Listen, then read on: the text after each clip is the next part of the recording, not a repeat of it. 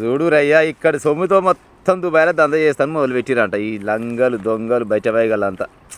ఈ రాష్ట్రంలోనే ఊరా లేకపోతే ఈ దేశంలో ఉన్నరా అర్థమైస్తలేదు ప్రజలారా.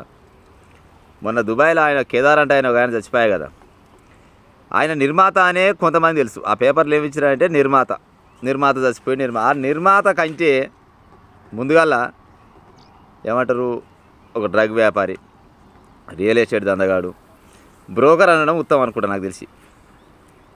అంటే బ్రోకర్ ఆయన అంటే మరి ఆయన వెనకంగా ఉన్న పెద్దోళ్ళు చాలామంది ఉంటారు కదా, వీళ్ళంతానంట నెలకు దాదాపుగా ఒక 4 సార్లు పోతారట దుబాయ్కి. ఇక్కడ మొత్తం 10 ఏళ్ళ సంపాదన మొత్తం కొనపోయి ఆ దుబాయ్లో పెట్టి పెట్రోల్ బావులల్లా లేకపోతే రియల్ ఎస్టేట్లల్లా లేకపోతే మంచి మంచి హోటళ్ళల్లా క్లబ్లల్లా ఇలా పెట్టుబడులు పెట్టి ఈ సొమ్మంతా ఎక్కడిదంటే మన తెలంగాణదే.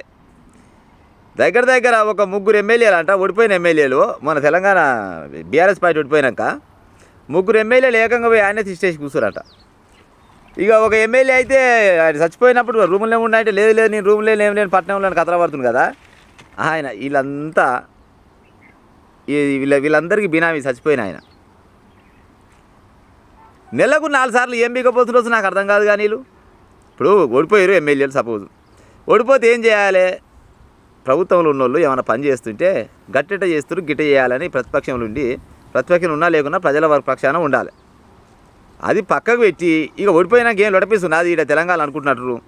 నిన్న మన సంపాదన మొత్తం కొనబోయి ఇక దుబాయ్లో ఎంజాయ్ చేసుకుంటా ఆడ పెట్రోల్ బావులల్లా హోటళ్ళల్లా అమ్మాయిల క్లబ్లల్లా ఇంకో గిసౌండి దందా చేసుకుంటూ కూర్చురు.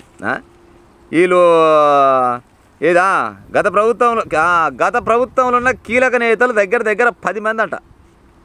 ఈ 10 మందిది ఏం పని అంటే ఏమైనా తెలంగాణలో ఉన్న సంపద అంతా కొనుక్కోవాలి. ఈ తెలంగాణ సంపద ఎటు సంపాదించారు? ఆ మైనింగ్లు చేసి భూములు గుంజుకొని లేకపోతే ఉసుక దందాలు చేసి ఈ ఎన్నో రకాలుగా పహలాన్ని సంపాదించుకోరు కదా 10 ఏళ్ళల్లో. ఈ పహలాన్ని కొనిపోయి ఏం చేయాలంటే ఇక ఈడ ఉంటే బాగుండదు, ఈ నుంచి అక్కడ పంపించాలి. ఇప్పుడు ఈడీ ఎంటర్ అయింది, ఒక్కొక్కరిని గుద్దుతాడు జర ఆగురు 4 రోజులు అయితే. కానీ ఈ సన్నాసులంతా తెలంగాణ సంపాదన కొనిపోయి దుబాయ్లో పెట్టిరు. దుబాయ్లో పెడితే ఆడు మొత్తానికి బకెట్ దండేసాడు. మరి ఏం చేసిరు ఆ పహలాన్ని? ఎక్కడ పోయినా అని ఇప్పుడు పరిశాన్ అవుతున్నట. ఎందుకంటే వీళ్ళ కెప్టెన్ బాయే కదా, ఇప్పుడు వీళ్ళందరూ కలిసి ఒక ఎన్నుకురు. ఆ ఎన్నుకున్నాడు నీళ్ళ బిర్ర బిసికిండు. మరి ఆడు బిర్ర బిసికిండా లేకపోతే వీళ్ళే బిసికిరా అర్థమైతే వస్తలేదు. జనాలు ఏమనుకుంటారంటే ఏదో అవకతవకలు వచ్చినట్టే పహలకాడ జనంత కసిపిసి అయినట్టుంది, మరి వీళ్ళే చేసినట్టు పని అని వాళ్ళు అనుకుంటారు. కవితమ్మకు కూడా మరి నిజమో అవుతాం మాకైతే తెలియదు. కానీ కల్వకుంట్ల కవితమ్మకు కూడా దుబాయ్లో దగ్గర 60 కోట్ల విల్లా ఉందంట. అప్పుడు తెలంగాణ తల్లి బొమ్మని ఆడ ఏమంటారు దాన్ని ఇంత పైన పెద్ద ఇంత నక్షత్రం ఉన్న ఇంత కొప్పుకుంటున్నట్టుంది మా ఊళ్ళో.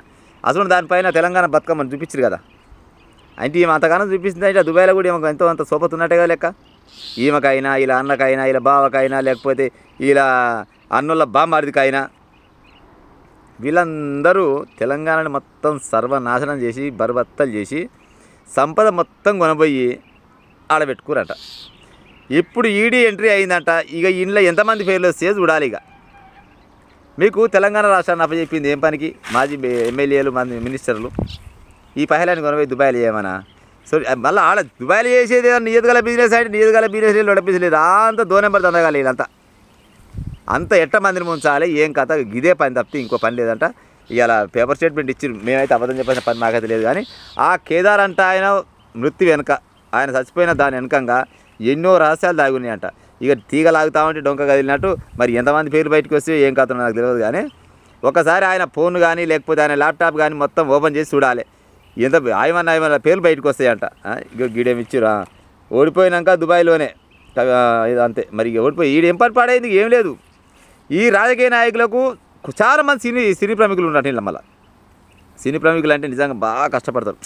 ఈ భారతదేశంలో అత్యంతంగా కష్టపడి చెవిటోటి సంపాదించే వాళ్ళంటే ఇద్దరు ఉంటారు నాకు తెలిసి. ఒకదేమో రాజకీయ నాయకులు, రెండోటేమో సినీ యాక్టర్లు. వీళ్ళ సంపాదన మొత్తాన్ని కొనబోయి వీళ్ళు కష్టపడ్డ సంపాదన అంతా కొనబోయి ఆ దుబాయ్లో పోస్తే ఆ దుబాయ్లో ఏకంగా ఏం చేసిడు ఆడు బయట దాన్ని సుత్తాయి కథం గోవింద మంగళం. ఇక మరి ఏం చేస్తారో ఎట్టవుతారో. కానీ దాదాపుగా అయితే తెలంగాణ రాష్ట్రంలో ఉన్న ప్రముఖుల పేర్లు అన్నీ బయటకు వస్తాయి. అది త్వరలో బయటకు వస్తాయి. ఆ బయటకు వచ్చినాడు ఒక్కొక్కరి ముఖం గింత ఇద్దాం మరి ఏడబెట్టుకుంటారో నాకైతే అర్థమవుతుంది. కానీ ఇంకొక గట్ట తలగబడ్డారు. మనము రాష్ట్రానికి కొనబోయి వాళ్ళ చేతిలో పెడితే వాళ్ళు ఎంతసేపటికి డబ్బులు ఎట్ట సంపాదించాలి, ఆ సంపాదించిన డబ్బు అంతా బయట దేశాలు ఎట్ట దాచిపెట్టుకోవాలి, ఒక ఈ పని చేస్తే దేవుడు గుడ్డోడు ఏం కాదు, వీళ్ళు డబ్బులను కొని ఎవరి చేతిలో పెట్టిరు, ఆడేమో పత్తలే కూడా పిక్కపోయిండు. మరి ఆడు పిక్కపోయిండా ఆయన ఏమన్నా చంపేసినా ఇక సంగతి తెలియదు. నిర్మాత అంటారు, నిర్మాత లేదేం లేదు. ఆయన నిర్మాత అనేదానికంటే బ్రోకర్ అనాలి, లేకపోతే రియల్ ఎస్టేట్ వ్యాపారం అనాలి, ఇంకా అంతకంటే ఏమైనా నీకు తప్పిన ముసలు ఉంటే మీరే అన్నారు. కానీ తెలంగాణ రాష్ట్ర సమితి అప్పట్లో ఉన్నది, బీఆర్ఎస్ పార్టీ ఇప్పుడు ఉన్నది. ఇంట్లో ఉన్నోళ్ళు దగ్గర 10-15 మంది పేర్లు ఉన్నాయంట అలా. ఇక మరి ఎంతమంది పేర్లు వస్తాయో ఇక 4 రోజులు ఎందుకు ఈడీ ఎంట్రీ అయిందట కదా, 2 రోజులు అయితే ఇలా పేర్లు అన్నీ బయటకు వస్తాయి. ఒక్కొక్కరి మొత్తం శ్రీకృష్ణ జన్మస్థానానికి పంపించవలసిందే. లేకపోతే ఇక గిట్ట చేసుకుంటూ పోతే పాడైపోరు. మిమ్మల్ని అడగదిక్కు లేదనుకోండి, మీకు నచ్చినట్టు చేసుకుంటూ పోతే మిమ్మల్ని చూసి ఇంకోటి కూడా ఆగమయ్యే కాలం వచ్చింది. ఏడగుడి నాయన మీరు అంత తెలంగాణ సంపాదన అంతా కొనబోయి దుబాయ్లో పోసి వచ్చినారు. ఆ బోర్బా ఇది పెట్రోల్ బావులలో తుని నాశనం అయిపోను. మిమ్మల్ని ఇంకా చెప్తున్నారు ఒక్కొక్కటి మేము ఉద్యమకారులు అని చెప్పుకుంటే ఒక్కొక్కటి తని పొడిస్తాం మళ్ళీ అనుకుంటారేమో. ఉద్యమకారులు ఎందుకు అవుతారు మీరు? బయట పోయి దొంగలు అవుతారు.